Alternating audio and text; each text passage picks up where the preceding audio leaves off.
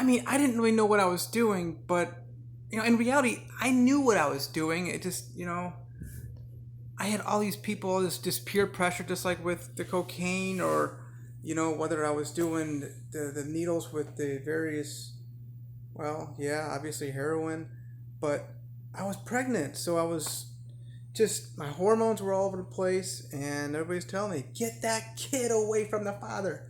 He's bad. He's gonna be an abuser. He's gonna beat you up.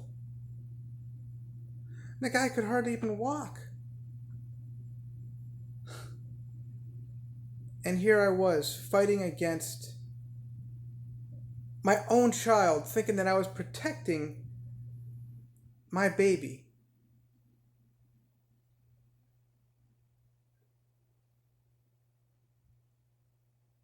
And here I was feeding off the government, thinking that the government was on my side, and I was making this ploy of how I was victimized by this man, which all my family hated men.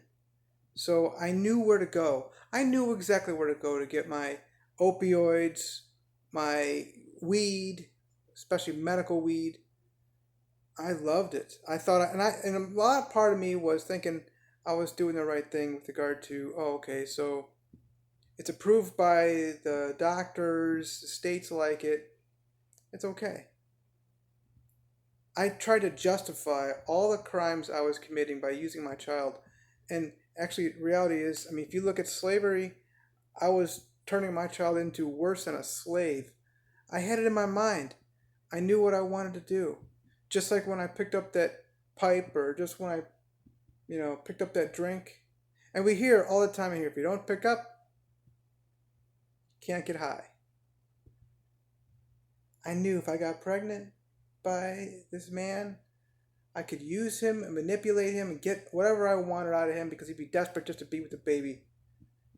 These guys in this country are they're dweebs. They're weak. But the reality is, I know who's on my side, the government. I can use and manipulate the police. They'll see my sexy legs, my butt. I can shake my hips a little bit at the same time. Play the victim card. They love to see us girls.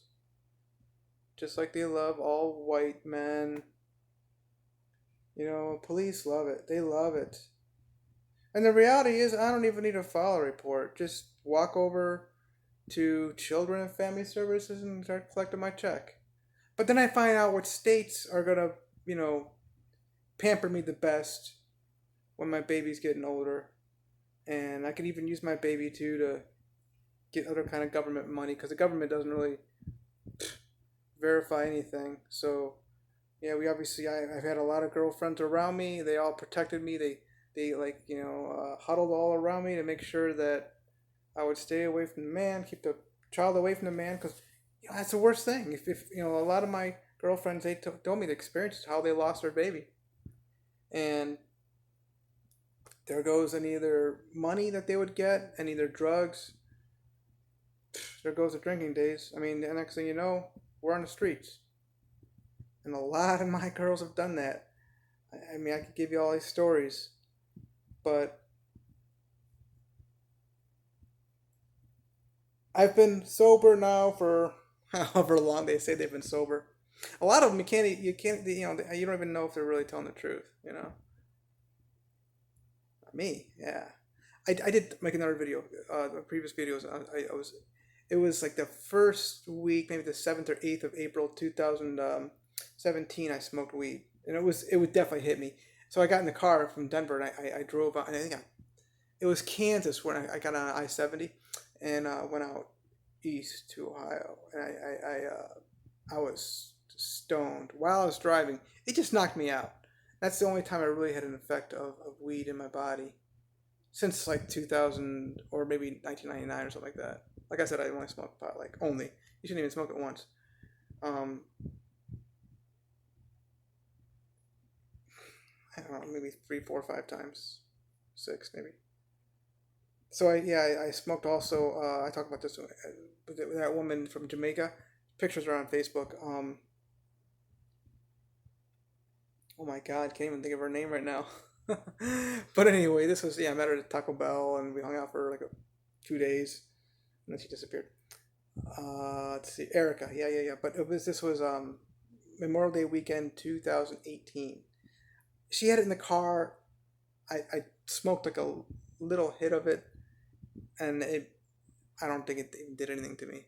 So my point is, yeah, I've done it in my mind. I'm thinking I'm okay. I'll at least try it. Makes point. Hey, it didn't do anything for me with the whole MS thing because people are love using it for their neurological diseases and their traumatic brain injuries and this, what do you call that, shaking, seizures and stuff. So I'm gonna just these things. Oh my god, I'm doing our best I can to just, because it's anonymous. You can't really just, it's amazing how many women are coming out and talking about how they're using children for drugs in these NA meetings. I'm doing the best I can to, I mean, pretty much verbatim the stories that I'm hearing. And the guys, they don't. I haven't heard any story. I mean, I'm gonna start just putting these things up there. This is absolutely amazing. This is life changing for me to hear these stories, especially the women talking about this stuff. So what I've gone through and how I've put up with it and tolerated it. Wow.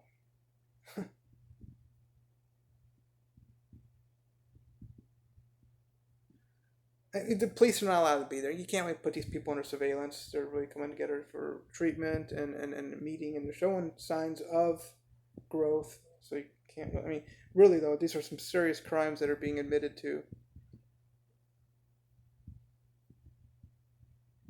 Which, it's good that they're admitting it, and the reality is, most crimes, 99% of crimes are what do you call it, unindicted, uninvestigated.